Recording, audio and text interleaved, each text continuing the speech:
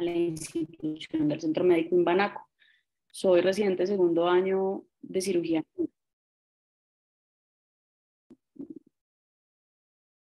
de la Universidad del Rosario y vamos a hablar entonces de trasplante hepático pediátrico. Como invitado especial tenemos al doctor Felipe Castro, que es cirujano de trasplantes y uno de mis profesores y mentores. No sé si el doctor de pronto quiere presentarse.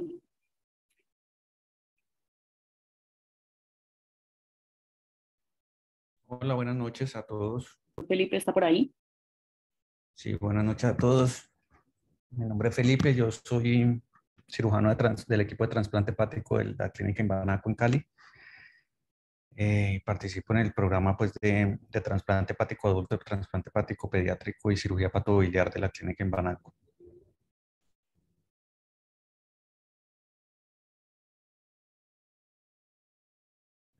Muchas gracias por la invitación.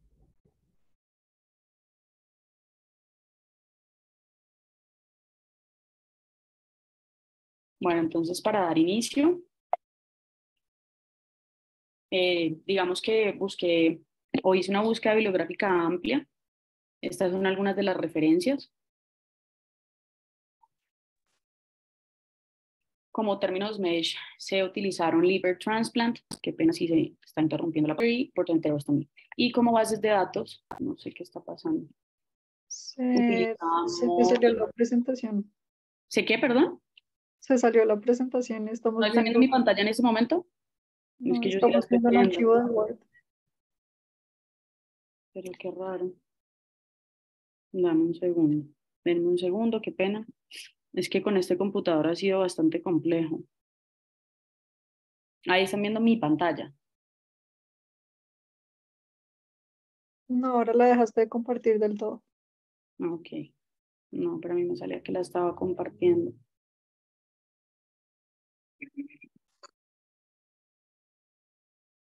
Compartir.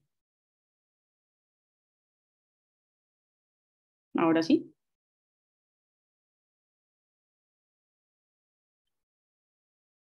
Sí, ahora sí.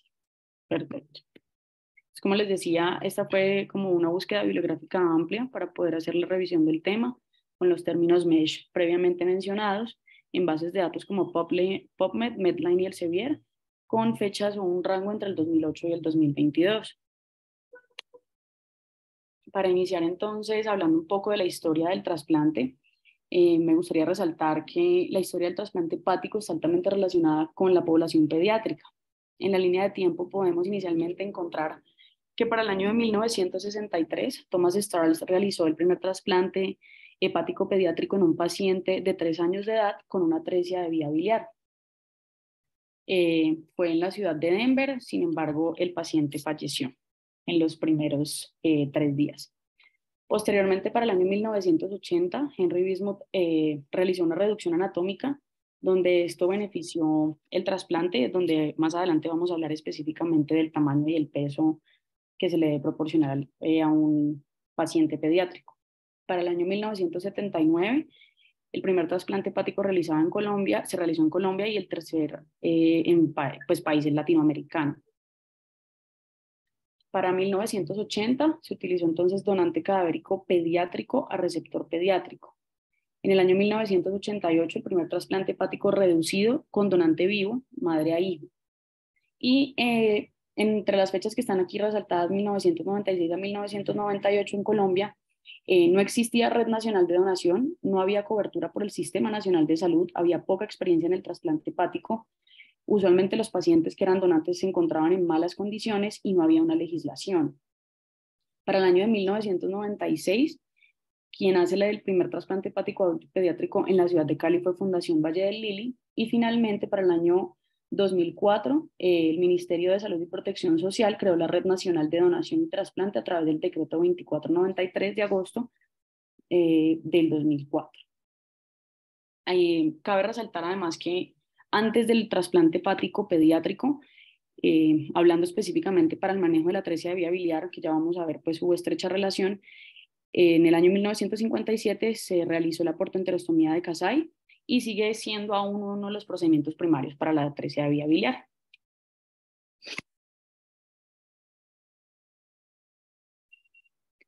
Como información o datos que me gustaría que supieran, los centros de trasplante que hay en Colombia, hablando específicamente de trasplante hepático pediátrico, son la Fundación Cardioinfantil a cargo del doctor Gilberto Mejía, la Fundación Valle del Lili a cargo del doctor Caicedo y el doctor Millán, la Clínica Imbanaco Grupo Quirón Salud a cargo de la doctora Banín, el doctor Felipe Castro y el doctor Juan Manuel Rico, y finalmente el Hospital Pablo Tobón Uribe con el doctor Carlos Guzmán.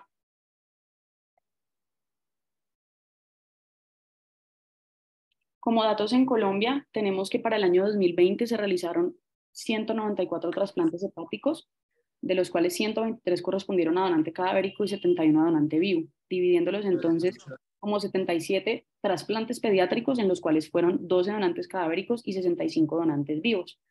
En el 2002, el Pablo Tobón de Medellín reportó una probabilidad de supervivencia del paciente de 74.5% a los 40 meses después del trasplante. García para el año 2013 realiza un estudio en el mismo hospital donde se estima una tasa de supervivencia a 5 años de 81.6% y Osorio en 2013 encuentra supervivencia al año y a los 5 años, nuevamente resalto del paciente, de entre el 70 y 80%, más o menos pues como en ese rango. Ya entrando entonces en el tema o pues específicamente hablando del trasplante hepático pediátrico, lo demás digamos que fueron generalidades. Tengo tasas o números de Estados Unidos donde el trasplante hepático pediátrico representa alrededor del 7 al 8% del número total de trasplantes de hígado realizados en Estados Unidos. Se realizan aproximadamente o al menos unos 500 al año. La mayoría se realizan antes de los 2 años y algo importante o clave es la referencia oportuna del paciente para ser llevado a una evaluación o a un protocolo pretrasplante. Y hablando en números de Colombia, se dice que el trasplante hepático pediátrico ocupa o tiene una representación del 39.7%. Dentro de las indicaciones del trasplante hepático pediátrico vamos a tener esta división que nos hace Busuttil, donde la divide en 5. Enfermedad primaria del hígado, esperando que esta evolucione a falla hepática. La falla hepática aguda, en diferentes regiones de las enfermedades metabólicas, enfermedad hepática como parte de una enfermedad sistémica y la malignidad primaria hepática. En el cuadro que ustedes ven a su derecha, entonces, tenemos como ejemplos donde está entonces la enfermedad colestásica crónica, la atresia biliar siendo la causa más común, el síndrome de Alagil, colangitis esclerosante primaria, entre otras. Algo que quiero resaltar de la falla hepática aguda es que hay una diferencia entre el adulto y el niño, y es que en el adulto es mandatorio que haya encefalopatía, pero esto no es mandatorio en los niños. Enfermedades metabólicas como la fibrosis quística, la enfermedad de Wilson, enfermedades hepáticas como parte de enfermedad sistémica donde los pacientes pues digamos tienen otros desórdenes enzimáticos, y dentro de la enfermedad o la malignidad primaria hepática, el hepatoblastoma. Ya hablando un poco de la atresia vía biliar, siendo esta entonces la causa más común de indicación de trasplante hepático, la presentación o la historia natural del paciente va a ser aquel paciente que se presenta con una ictericia tardía, acolia, coluria y hepatomegalia asociado a una hiperbilirrubinemia con aumento también de fosfatasa alcalina y GGT. ¿Cuándo entonces llevamos pues al paciente o cuál es la indicación de una atresia vía biliar para un trasplante hepático? Aquellos pacientes en que no logramos hacer una cirugía de Kasai o que la cirugía de Kasai falla. Los pacientes con atresia de vía biliar típicamente alcanzan la enfermedad hepática en etapa terminal entre los 9 a 18 meses.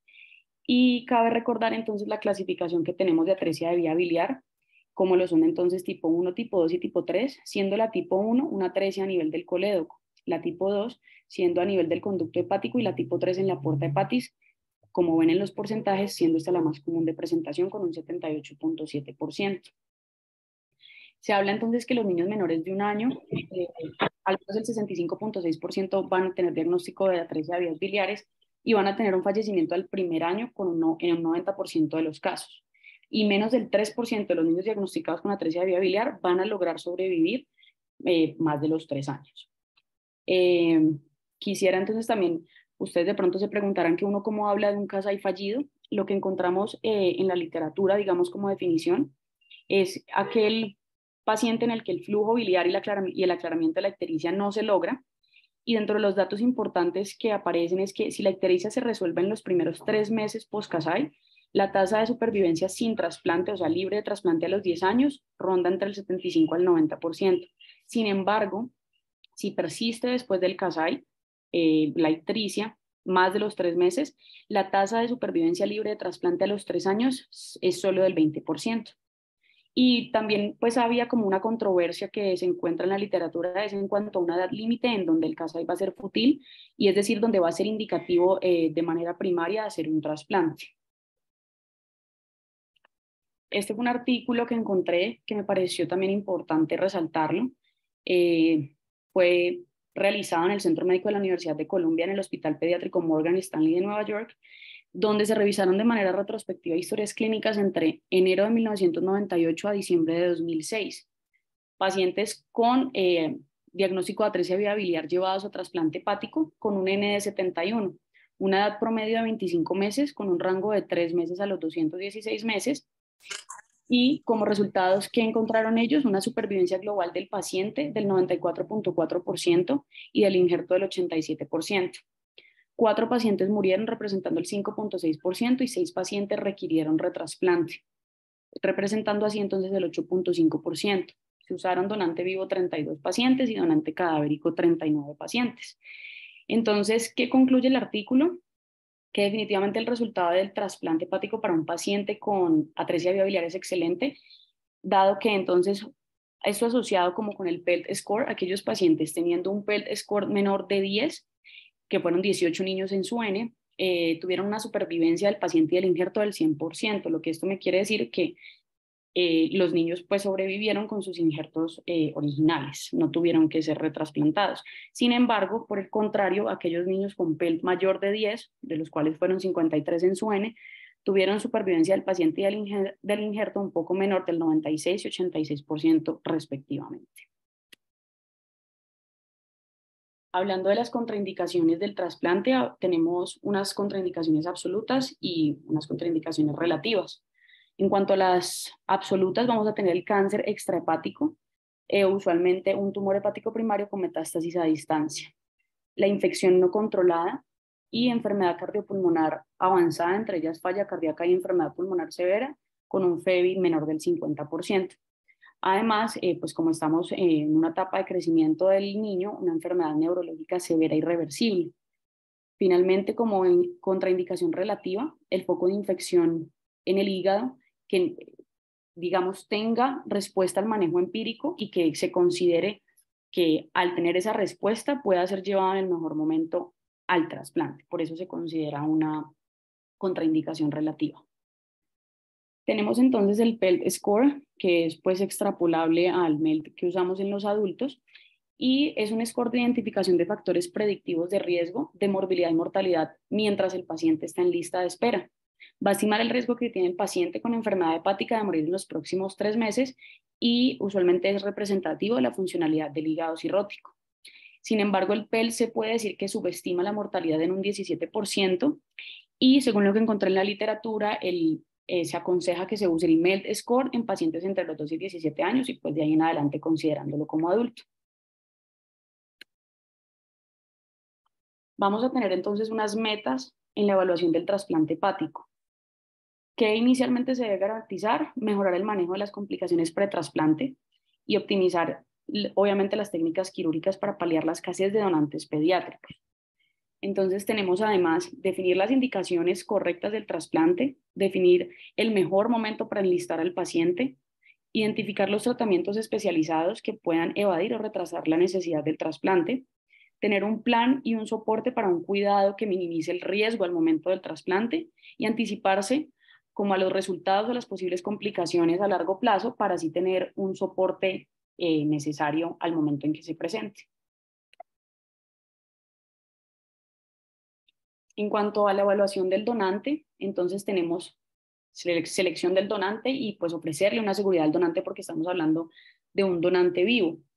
La idea es que esta evaluación permita como afinar los cuidados y optimizar la salud del donante de cara al trasplante. La selección del donante, entonces, pues debe haber una relación, una compatibilidad del grupo ABO, la relación de consanguinidad o incluso afectiva, pues que no es necesaria, pero usualmente es lo que vemos, volumen del injerto para el receptor, del cual vamos a hablar ahora, saber cuál va a ser el hígado remanente para el donante. Hay que resaltar que no debe haber ninguna alteración hepática en el donante y no enfermedades de base, refiriéndonos a diabetes mellitus, hipertensión o las crónicas no transmisibles inicialmente. La seguridad del donante debe ser voluntaria, se debe hacer una selección adecuada, también que se cuente con un equipo médico y quirúrgico entrenado, que haya un adecuado cuidado perioperatorio, un adecuado seguimiento postquirúrgico y que pues, la institución donde se realice el trasplante tenga un programa institucional con un equipo multidisciplinario que permita todas las anteriores. El éxito definitivamente de un trasplante hepático en gran parte va a radicar en la selección del candidato óptimo y pues de la presentación como del mejor órgano o en su mejor momento. Lo podemos dividir en dos fases o en dos momentos, donde inicialmente debe haber educación y un primer consentimiento, historia clínica completa, una entrevista con psicología, realización de una ecografía abdominal, exámenes de laboratorio, pruebas bioquímicas infecciosas y hematológicas. Y en la fase 2, un poco más extendido, la radiografía de tórax, un electrocardiograma, algunas imágenes de hígado como angioTAC con angioresonancia o tomografía de abdomen y finalmente la fase 3, un consentimiento informado. Esto que tengo aquí también resaltado en caso de, pues, cómo hablamos de una esteatosis, debe ser menor del 10% y la biopsia rutinaria no se usa por decir en el protocolo o en la guía de Invanaco, pero eso va a depender de la situación. ¿Cómo vamos a manejar al paciente en la lista de espera? ¿O cuáles son como los puntos de la salud que debemos tener en cuenta para que el paciente se encuentre compensado mientras está en la lista de espera? La malnutrición, la hipertensión portal y sus complicaciones, prevención y tratamiento de infecciones, tener adecuados accesos vasculares y evitar pues que se pierdan estos, vigilar un síndrome hepatopulmonar, síndrome hepatorrenal. Asimismo, evaluar si hay retraso en el desarrollo y apoyo para la rehabilitación de ese paciente, evaluar la pérdida de audición, que haya soporte familiar y socioeconómico y finalmente que haya como consejería y enseñanza pues del tema en el que se están involucrando al momento del trasplante. Como lo había mencionado anteriormente, entonces debemos evaluar cuál va a ser la relación de peso injerto receptor. Es un criterio de selección importante para el trasplante de hígado de donante vivo.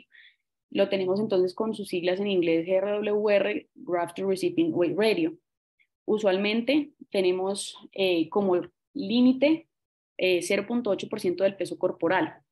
Radios por debajo del 0.7 van a tener un riesgo elevado de desarrollar un síndrome de small for size y un radio mayor del 4% va a aumentar el riesgo de un síndrome de large for size, de los cuales vamos a hablar ahora más adelante. Se dice que para la población pediátrica este GRWR debe oscilar alrededor del 2%.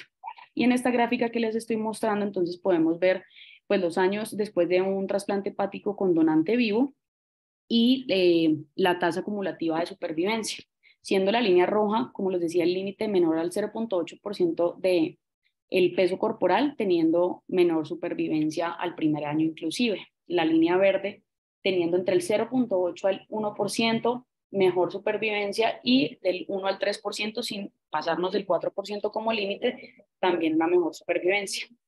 Hablando de las otras siglas que tenemos aquí, SLV, significando entonces el Standard Liver Volume, es otra forma de evaluar el mismo radio que les estoy contando previamente, sin embargo, este no lo utilizamos o no se usa tanto como el GRWR. ¿Cómo se hace inicialmente entonces esta medición? Una volumetría por tomografía, contando con un equipo de radiología especializado en imágenes, pues que aunque parezca como lógico, muchas veces no se tiene una adecuada medición. Estas imágenes son tomadas inicialmente de Fundación Valle del Lila en el año 2019 y luego les presentaré las que tenemos del grupo de Invanaco. Entonces, hablando ahora un poco de la parte quirúrgica, tenemos dos momentos que pueden ser y se realizan usualmente de forma simultánea con el grupo completo de trasplantes, la hepatectomía del donante y la hepatectomía del receptor.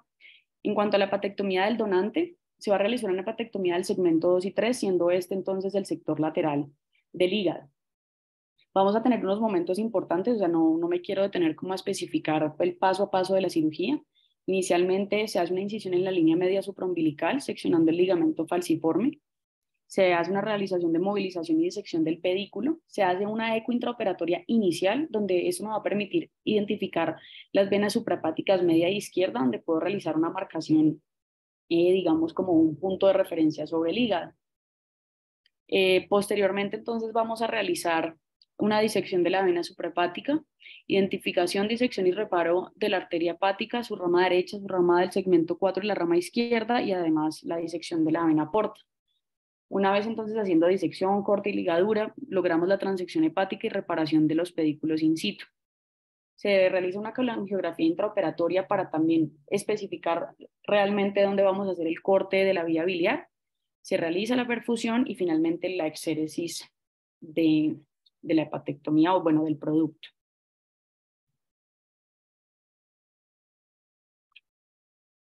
Un segundo.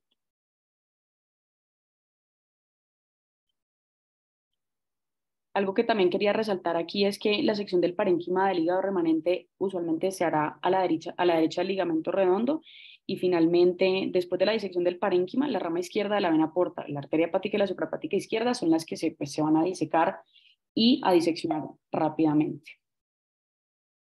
Una vez sale la pieza, ¿cuáles son los cuidados del injerto? El segmento 2 y 3 se van a pasar inmediatamente a una mesa de trabajo de banco y se va a realizar un enfriamiento tópico clásico con una vasija con hielo y una bolsa de protección. Se va a perfundir el injerto portal y se va a reparar ex situ. Se hacen entonces las reparaciones allí en la mesa y vamos a tener entonces perfusión inicial con 1000 cc de lactato de Ringer y 1 cc de heparina, y una perfusión con líquido de preservación, en este caso usado por el protocolo de clínica Imbanaco, con 1000 cc de custodiol. Se hace además una perfusión o lavado de la vía biliar con teflón 20 French y pues una perfusión retrógrada. También se va a reparar el flujo de salida de la vena, realizando entonces una venoplastia sobre el borde posterior del CUF para así evaluar que no haya evidencia como de fugas, que deban ser reparadas obviamente de manera ex situ antes de iniciar la implantación del injerto. Hablando de la técnica quirúrgica en el receptor, la hepatectomía completa, vamos a tener una incisión subcostal bilateral con o sin extensión subsifoidea.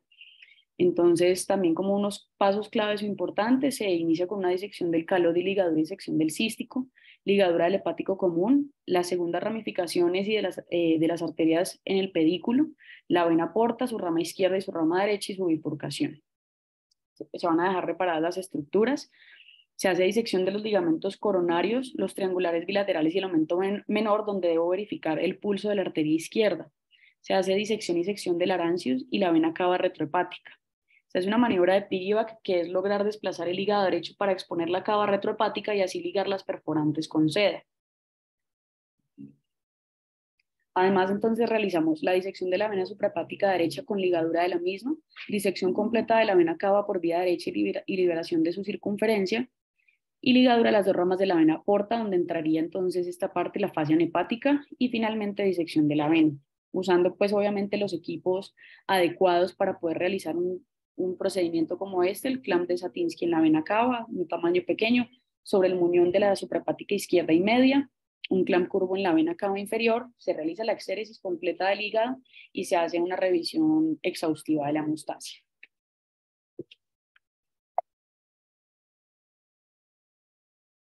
Para el implante del injerto del sector lateral de la pieza quirúrgica que ya sacamos, en algunos casos, por decisión del equipo, se hace reducción anatómica de esos segmentos que se sacan, y finalmente entonces se inicia el implante. Se hace un clampeo total de la suprahepática nuevamente con un Satinsky tamaño pequeño, un clampeo total de la cava retrohepática con un clamp curvo, una venoplastia de la cava para una triangulación amplia, que es lo que nos va a permitir posteriormente la anastomosis. Se saca el injerto de la bolsa, se hace una anastomosis de la suprahepática izquierda donante al muñón de las venas media e izquierda con una plastia sobre la cava, que es la que les digo que se hizo la venoplastia para hacer una triangulación amplia. Se puede usar un clamp de derra vascular pediátrico sobre la base de la vena porta y sobre la base de las arterias.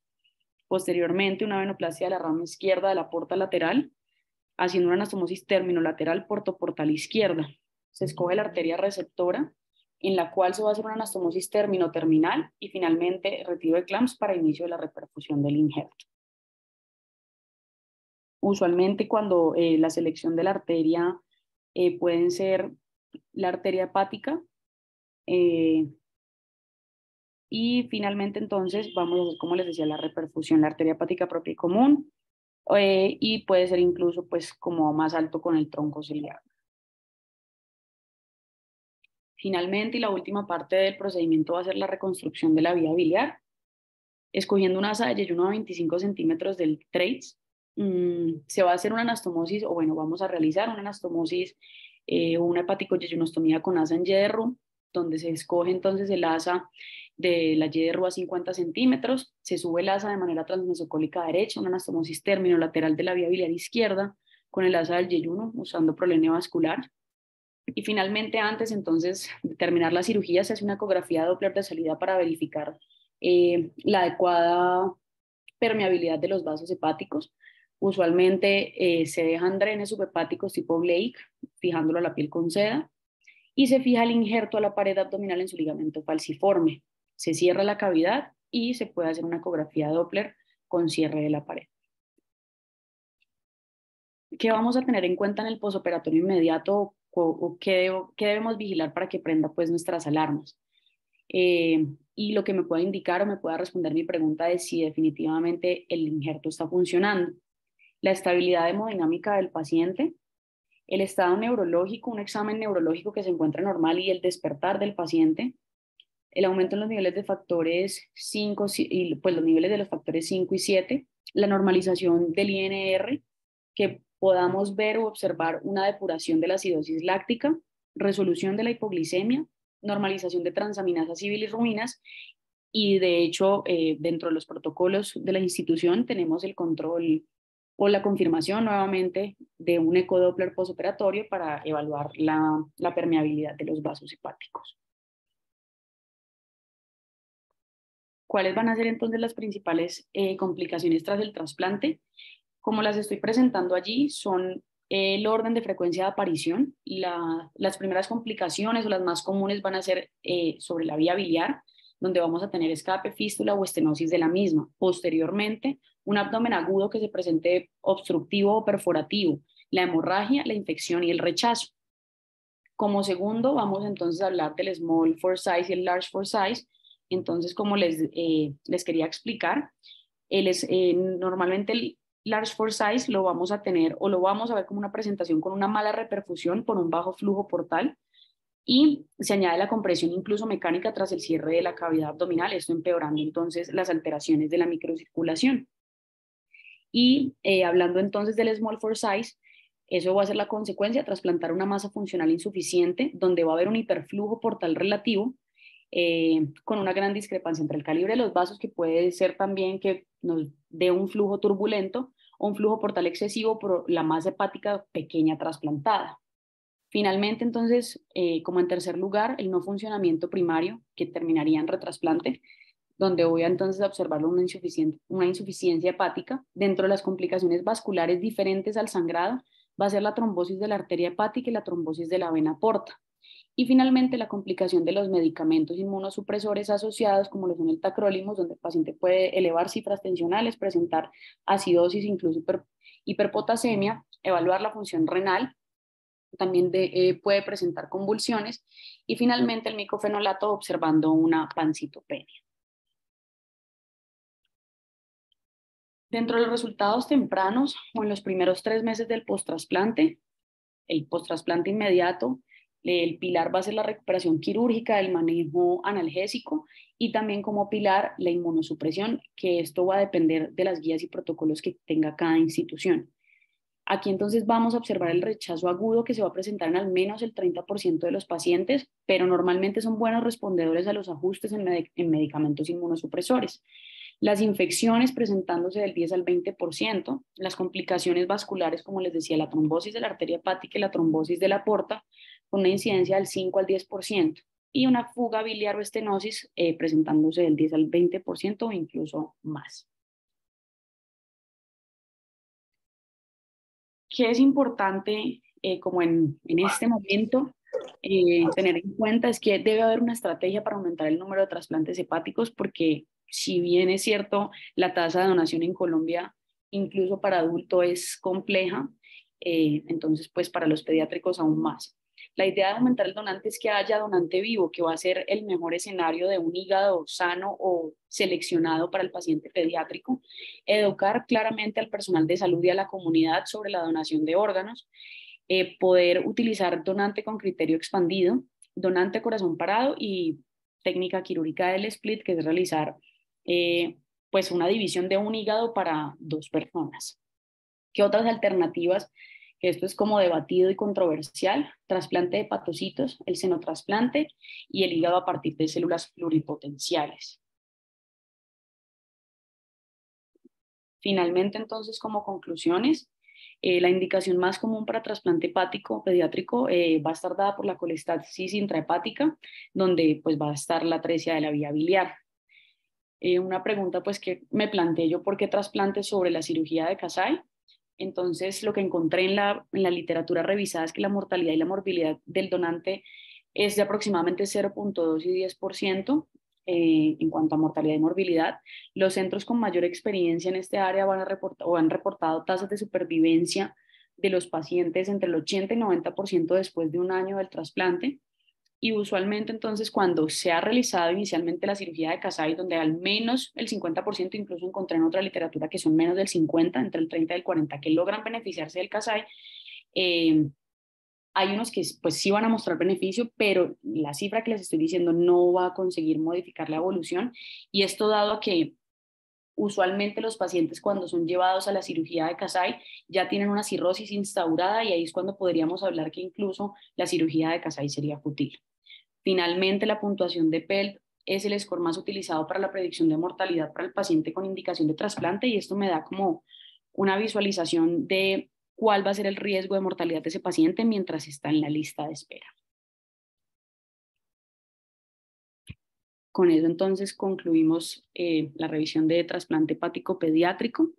La verdad, para algunos, como los que me conocen, saben que este ha sido mi tema de interés desde que estaba en pregrado, y pues tuve entonces, como les comentaba, la oportunidad de estar en el primer trasplante hepático de la clínica Imbanaco, pediátrico, y por eso pues también la razón de estar aquí. No sé si hay entonces comentarios, preguntas, dudas o recomendaciones.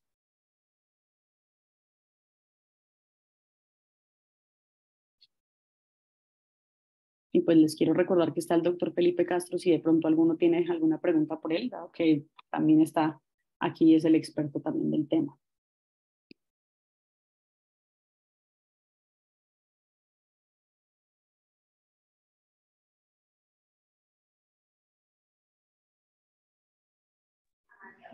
Hola Juliana, buenas noches. Muchísimas gracias por tu charla. El doctor Melgarejo, que es el cirujano de trasplante hepático pediátrico y del grupo de acá de Colsubsidio, va a hablar un poco acerca de una charla que él tiene, algo cortico, ¿vale? Entonces ya la vamos a poner nosotros. Listo.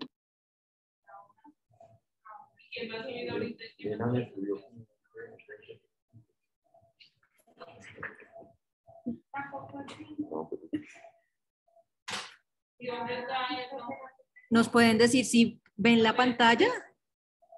Sí, ahí se está viendo el inicio. ¿Sí se está viendo la pantalla?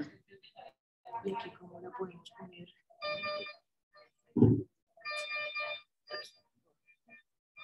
¿Quieres ponerla desde la pantalla?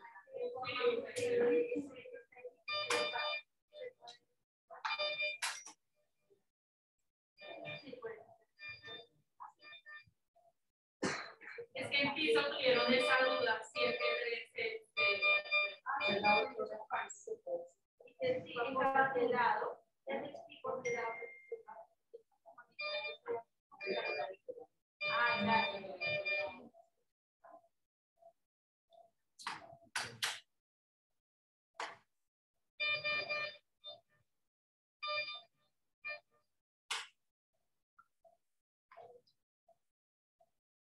Hola, buenas noches, ¿me escuchan? Sí, señor. Disculpas, estamos en el quirófano acabando de operar con Lina, pero pudimos oír a Juliana completamente. Felicitarla por la revisión muy precisa. Tal vez no voy a mencionar sino algunas cosas adicionales. Yo realmente trabajé en San Vicente Paul en Medellín. Ahora trabajo en la clínica de infantil de Colsubsidio. Nosotros no tenemos un grupo de trasplantes, Pero el plan es consolidar un grupo de cirugía hepatobiliar pediátrica de referencia en la ciudad con el tiempo. Hay muchas cosas sobre trasplante, muchas no han cambiado en los últimos años, pero a pesar de la tecnología y de la posible infusión de hepatocitos, de la terapia de la diagnóstico genómico, de la terapia génica para los defectos enzimáticos, pues el trasplante no, afortunada y desafortunadamente los trasplantes de tejidos, a pesar de los cultivos de tejidos, pues no van a desaparecer porque pues, es imposible reconstruir la complejidad del tejido hepático, tanto en sus conductos como en su irrigación de manera artificial, por lo menos hasta ahora. Respecto a las indicaciones muy completas, yo voy a escapar aquí para mencionar tal vez algunas cosas que pudieran contribuir a esta charla. Vamos a mirar rápidamente, por ejemplo, esto que parece como novedoso, pues no tan novedoso, se está haciendo, se hizo hace algunos años.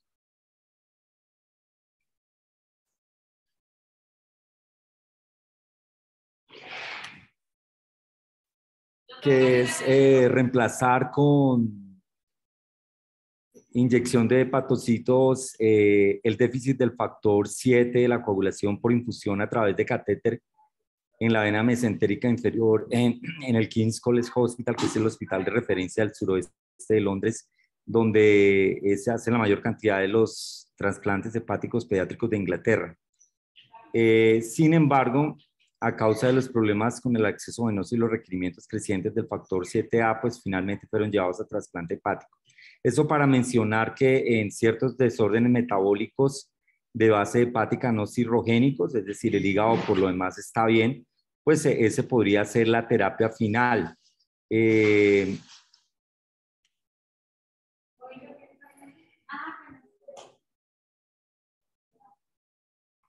Algunas cosas adicionales para mencionar respecto a la pregunta de Juliana sobre el Kasai. El Kasai pues es la cirugía puente, como la conocemos nosotros para los trasplantes, para la atresia de vías biliares, no es una cirugía definitiva. Cuando Morio Kasai la ideó hace 60 años, hace más de 60 años en Sendai, en el Japón, en la Universidad de Tohoku, él pues relataba inicialmente unos éxitos grandiosos, un éxito del 80%, pero finalmente el mundo se ha dado cuenta que esa tasa se ha invertido y realmente hoy por hoy en los mejores casos los Kasais exitosos no llegan al 30-40%. Un Kasai fallido es un Kasai, es un niño en el cual la deposición nunca se colorea y la falla hepática crónica avanza y sus complicaciones como la hipertensión portal, la falta de ganancia de peso, pues finalmente continúan, prolongación del INR, entonces eso finalmente lleva a que esos niños terminen en trasplante. Si el Kasai falla, el niño no está para trasplantar al otro día, el niño está para trasplantar en los siguientes meses, mientras se busca el donante y mientras se logra el mejor peso para el paciente. Antes había una barrera de los 10 kilos, eso ya cayó en el mundo, se pueden trasplantar neonatos, pero definitivamente el peso del paciente es un factor que incide sobre el resultado definitivo. Estas son las manifestaciones de un Kasai fallido, pues la ictericia progresa, hay colangitis ascendente y recurrente, hay ascitis, hay hipertensión portal manifestada en la hemorragia digestiva, el paciente gana talla pero no gana peso, o si gana peso es a costa de la ascitis, y finalmente se demuestra la hipoalbuminemia y la prolongación del TP como demostración de la falla sintética del hígado. Finalmente, un niño no trasplantado con atresia de vías biliares sobrevivirá alrededor de 2 años si no se lleva a trasplante.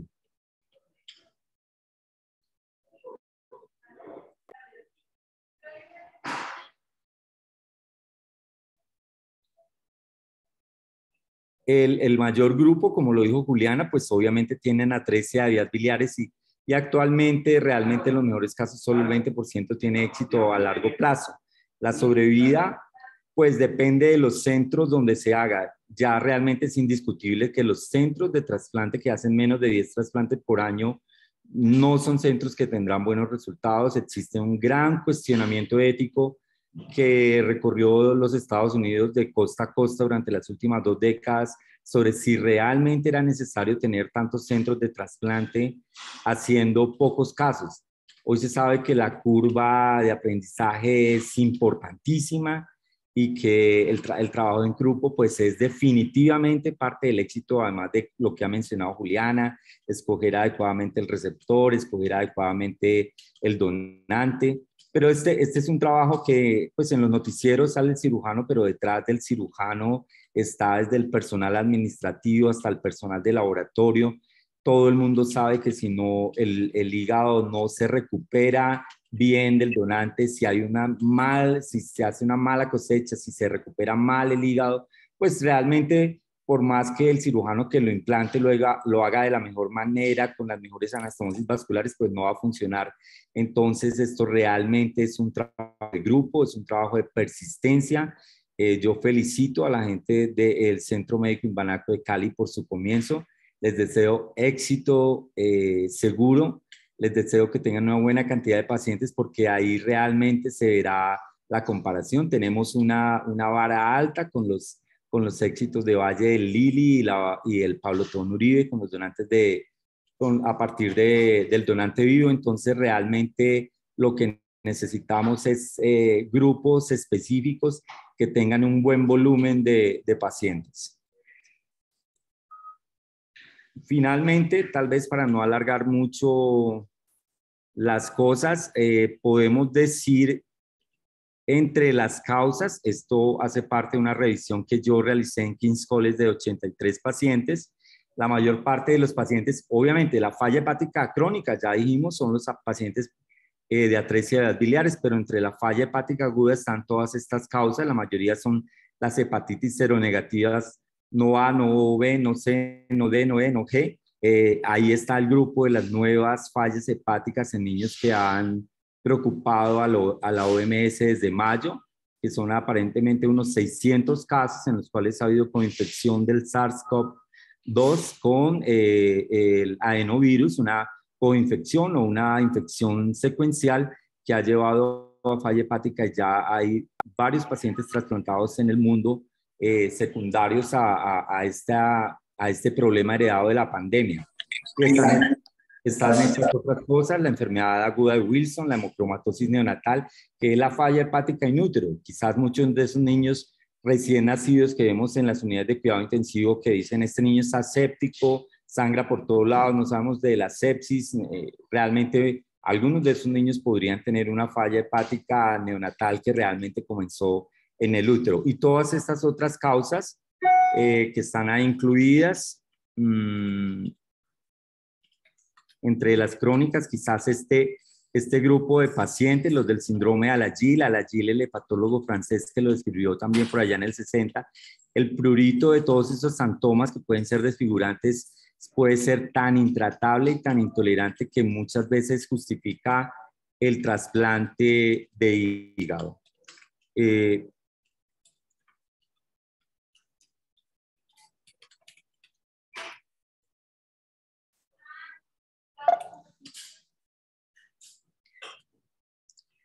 Esto era más o menos lo que les mencionaba sobre los casos detectados en la coinfección de los adenovirus por SARS y el SARS-CoV-2.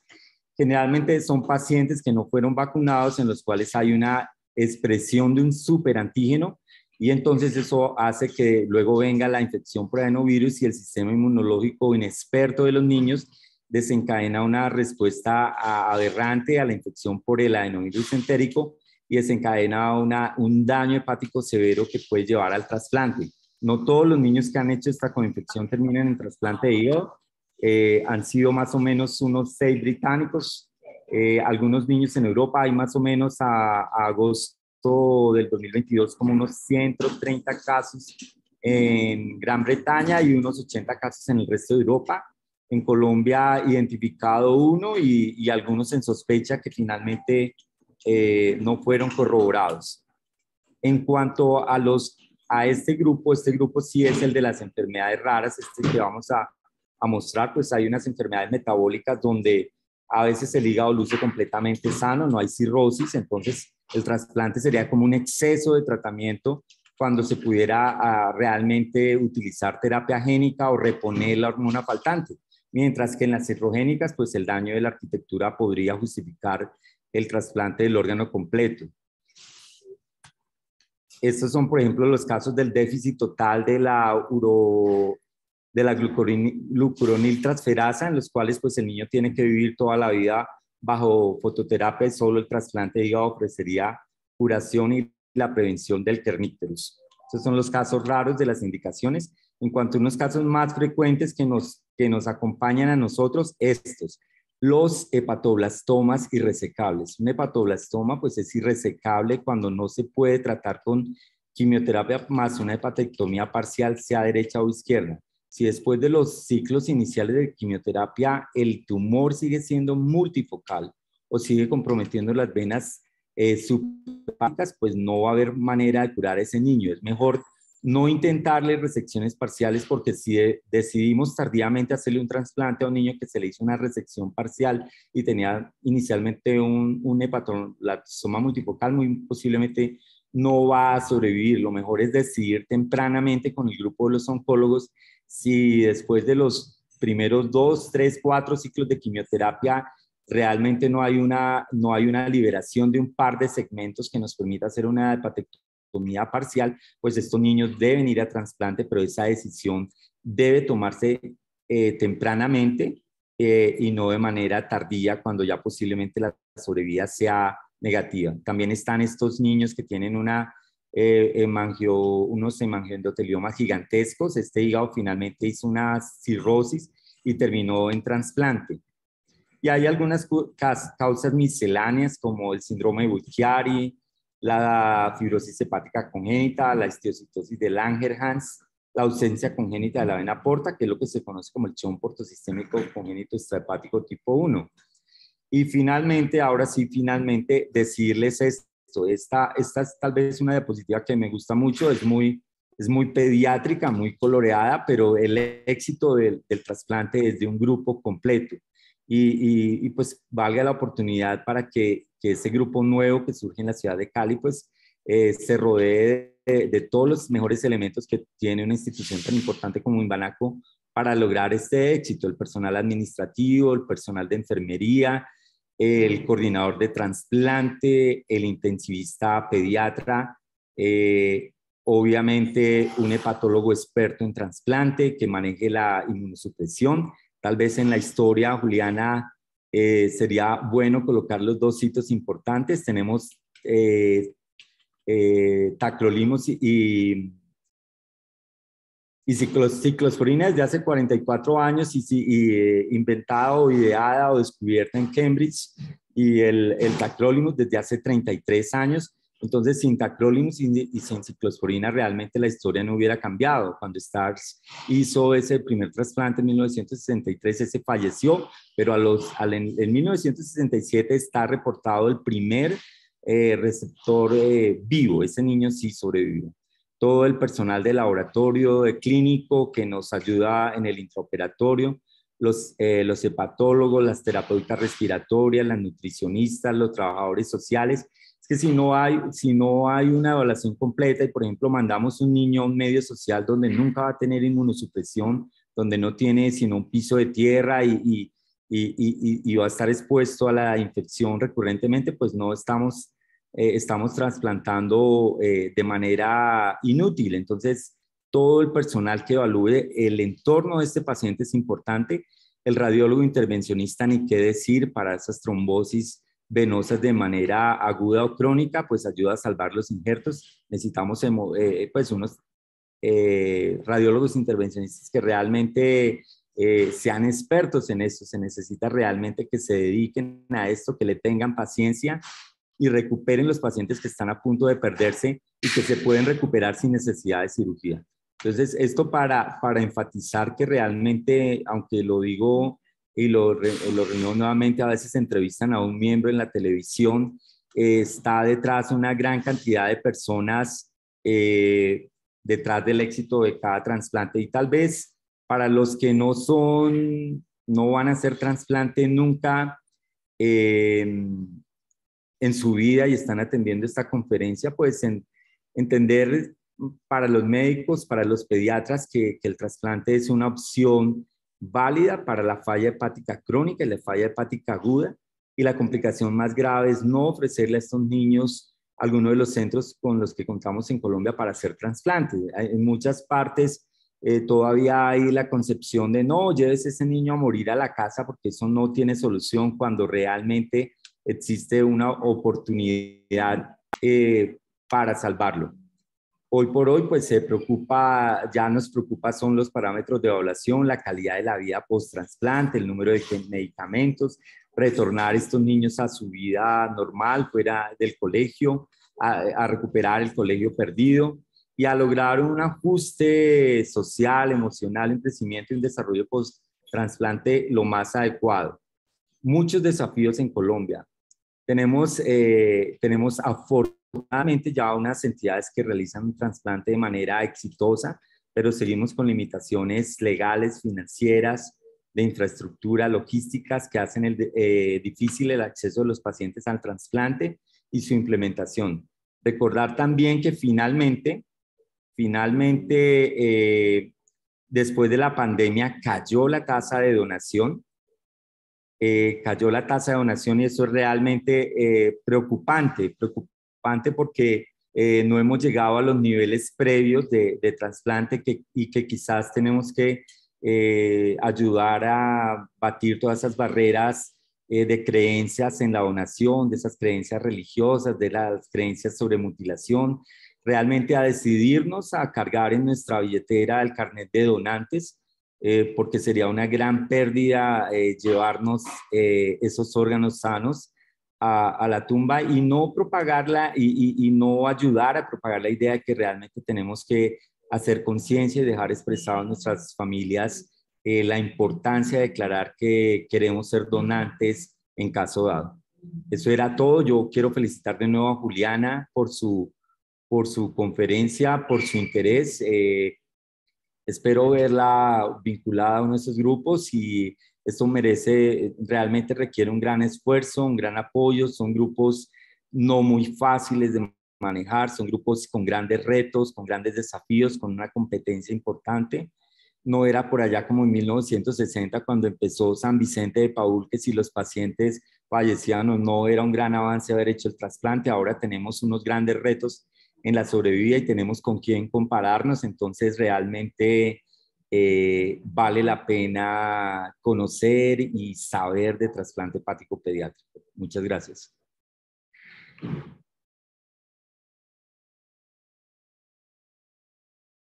Muchas gracias, doctor. ¿Alguien tiene alguna duda, algún comentario?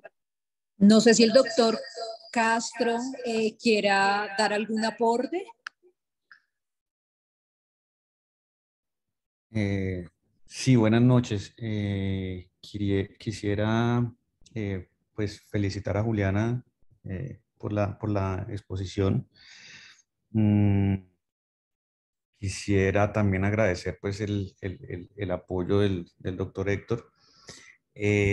Sí, realmente nosotros somos un grupo funcionando hace poco. Llevamos 5 años funcionando, llevamos cerca de 80 trasplantes hepáticos adultos y empezamos este año con el trasplante hepático pediátrico.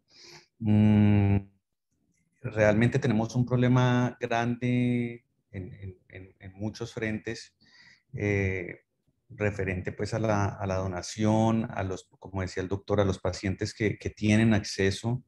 La gran mayoría no son ni siquiera diagnosticados en la lista de espera para trasplante hepático. En Colombia es muy corta, es muy pequeña y no es por falta de enfermos, es porque realmente los pacientes no llegan a los servicios que requieren.